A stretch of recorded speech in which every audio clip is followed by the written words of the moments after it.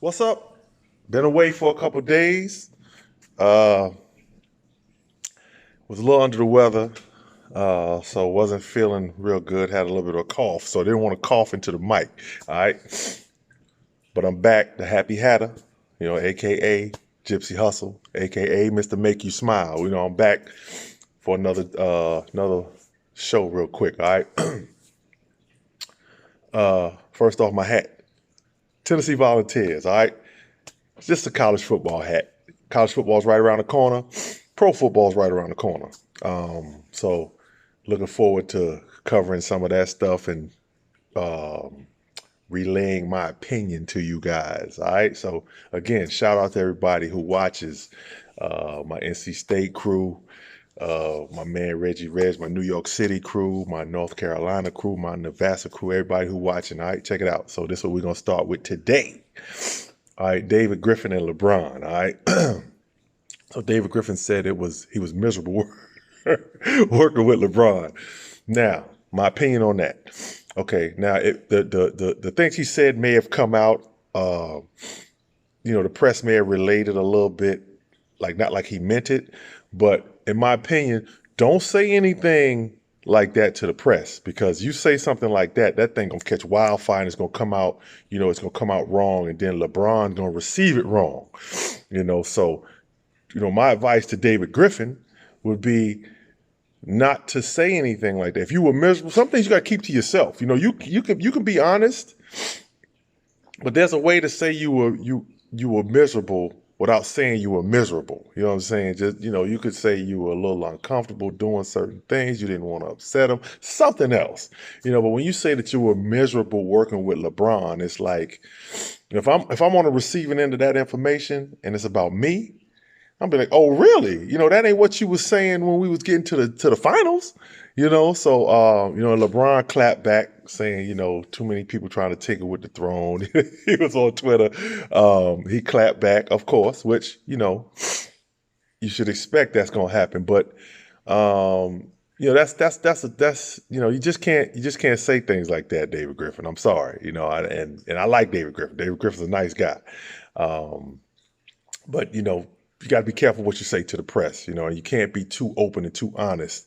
You be open and honest. It's a shame that you can't be so open and honest, but you be open and honest with people behind closed doors that are in your circle that that type of information won't get out. But he came back out and tried to clarify the comments, but then, now, it might be too late. Some people might say, like, "Oh no, you said what you said." You know what I'm saying? So, and you said it, how it was written. So, my advice would be, hey, be careful what you say to the press unless you really want that out there. All right. Next thing, it's been a lot going on since I've been on. Baker Mayfield. I might be a little bit late with this, but that's all good. It's my opinion, and I say it when I want to say it. This is my show. All right. So Baker Mayfield said he's not afraid to yell at his star receivers. All right, Baker Mayfield, I get you the quarterback. All right. I don't know Baker Mayfield. Good player. Seems like he plays with a chip on his shoulder, which you have to play with a chip on your shoulder. Being a former professional athlete, I tell you that you got to play with a chip on your shoulder. But if you're going to yell at a guy, it better be constructive, really constructive criticism. Because a guy like Odell Beckham, who's a superstar receiver, Jarvis Landry is a very good receiver as well. You gonna start yelling at them guys, it better be very constructive, and they better be wrong too, in order for you to yell at them. And really, if you think about it, in today's day and age, like it's not really okay to yell at guys like that, you know what I'm saying, and embarrass you. One thing you don't want to do in a team sport. I played a team sport, and I can tell you, you don't want to embarrass your teammate by yelling at them, showing them up, pointing at them. Say, yo, you supposed to be over there. You ain't over it. And the fans see that, and the guy like, wait a minute, dude. You know what I'm saying? You going to embarrass me? That could lead to a problem. So Baker Mayfield, make sure if you yelling at them, make sure they're wrong. Make sure they're wrong. And make sure you don't do something to embarrass the guy. publicly embarrass him, because no professional athlete wants to be publicly embarrassed by a teammate. That could lead to a problem, I can tell you, when you get to the locker room. Next situation. The Carmelo Anthony thing, man. I'm glad Carmelo came out and spoke out, because there was a lot of things being said about him, saying that he wanted this farewell tour and that he didn't want to come off the bench. Because I was one of the ones that believed that he said he didn't want to come off the bench. So my apologies to Carmelo, because my thing was, I said, Carmelo should just come off the bench like Dwayne Wade did last year and just school these young cats. Show them what time it is. Dwayne Wade went on his farewell tour. He was coming off the bench, dropping 20 like it was nothing, because them young cats couldn't deal with him. Because Dwayne Wade was too experienced in the game. The young fellas probably excited to play against him. He's going to be in the Hall of Fame one day. So Dwayne Wade was just killing them with the slow motion, you know what I'm saying? And Carmelo, I felt like, could do the same thing. So I'm glad he came out and clarified some of the things, that was being said about him. And one of the things he said was that nobody ever asked him to come off the bench. He said he would have fulfilled that role. He would have been happy to. And he said he was blindsided by the Houston Rockets releasing him. He was blindsided by that. And I'm glad he said something, because it was a lot of things being said that he was saying, about him. And he came out and clarified those things. But, I'm afraid that no team is probably going to pick him up. I hope they do, because I think you can't tell me that there's, 75 guys that are better than him in the NBA right now. You can't tell me that, but he has to have the right situation, because Carmelo, and I'm sure he could come off the bench. Somebody could use him coming off the bench, and when he comes in the game, just use him to score. That's what he does well. He scores. So somebody could bring him in off the bench and just be like, put him with a bunch of guys that don't want to score. Put him with about 3 guys out there that don't want to score, and just let Carmelo go to work. You know what I'm saying? And that's why I say, a lot of these coaches, if they had more former players that were capable of coaching, Carmelo probably would get a shot back in the NBA. So the NBA needs to step their game up as far as hiring the former coaches. They're doing a great job of hiring female coaches. Hey, kudos. Thank you. Good job. But hire more former players that are capable. Now, every player, like I said, every former player is not capable of coaching. But the ones that are deserve an opportunity. All right, NBA. So let's work on that. And also the NBA needs to work on mentoring too for some of these guys. You read about the Jeremy Lin situation. He might be going through some type of depression stuff, man. So NBA need to keep an eye on him. Because it is tough when you've played for so long, and now all of a sudden something that you've been doing has been taken away from you. I'm not really taken away, but it's just how the game goes. You got younger guys coming in, you get older, that's just it. So it is kind of hard to deal with. So I think that the NBA needs to try to have something in place for guys that can't deal with it. Some guys can't deal with it. You know what I'm saying? I didn't have a problem dealing with it, because I was just a role player. I was on borrowed time. I felt like I was on borrowed time after my 3-4 years in, and I ended up, the more I went, I was like, well, let's keep it going long as we can. And I got to 13. I was like, cool. You know what I'm saying? But a lot of guys can't deal with it. They lose that, that stardom, and, some guys like that stuff, and that attention and things like that. So NBA, try to put something in place, to help these guys, deal with it. All right. Next thing, man, I was watching TV and they put Antonio Brown's feet on TV. What for? Man, he got some ugly dogs, man. But he's got some foot problems. He's got to go see a foot specialist. But man, them things look bad. Antonio Brown, take care of them feet, get them feet right. All right. So why would they put them things on TV though, man? That please don't do that again. ESPN and all these other networks, don't put his feet on TV. Them things were just bad. So the last thing.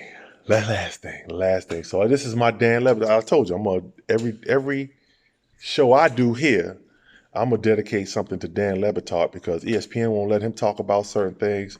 ESPN ain't got no Nothing to do with me. So I do what I want to do on my show. All right. I'm produced Chucky Brown Productions. All right.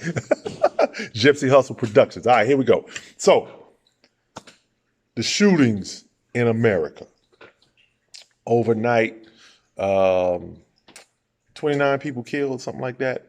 So many people injured.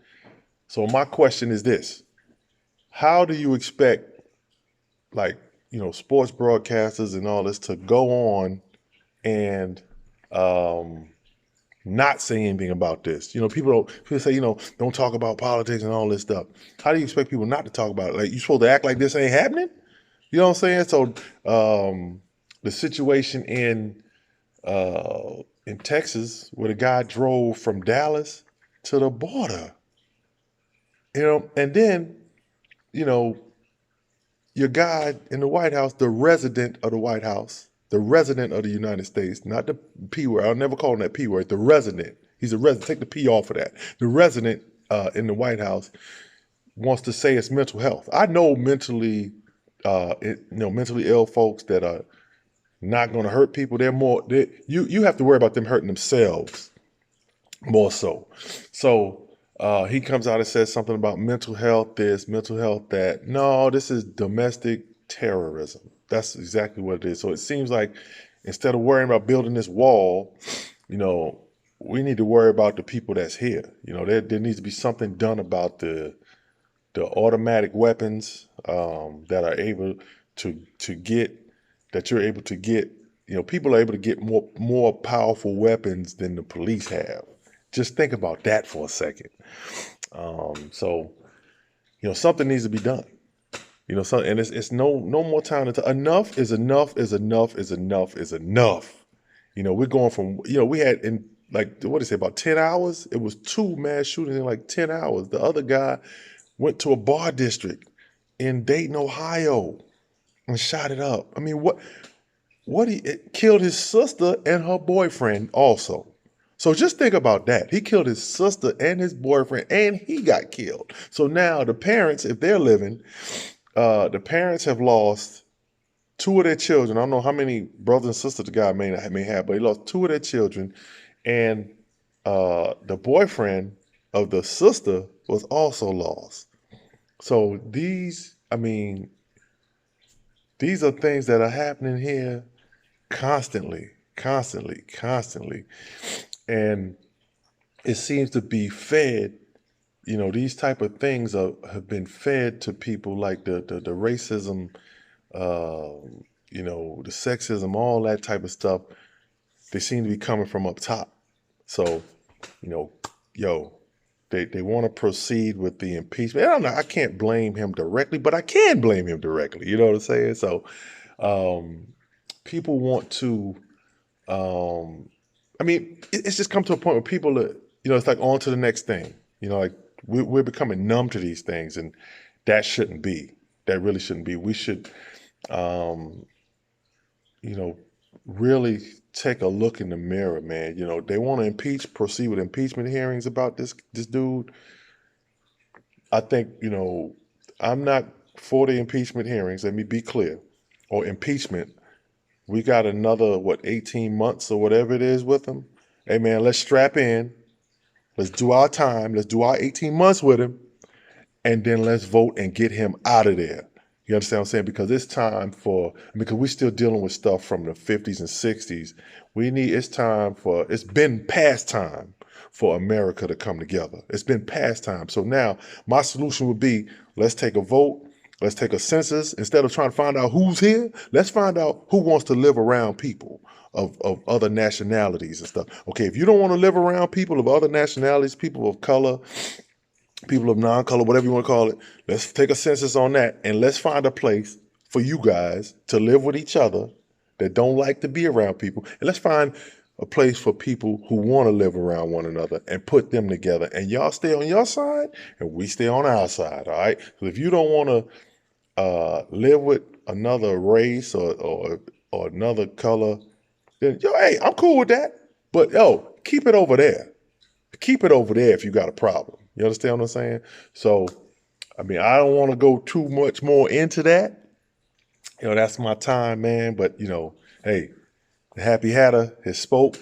And, prayers go out to those people who were affected by the shootings, the families that were affected by the shootings. And like I always say, man, hey, make somebody smile. But you know what, though? I don't think any amount of make smiling could have helped those guys that went and did those things. So let's try to stay positive, man. I try to leave with something positive. So, hey, make somebody smile, be nice to somebody. Um, and let's, live your best life, man, because life is short. All right. So, Gypsy Hustle, AKA the Happy Hatter, AKA Mr. Make You Smile, I'm signing off. Peace.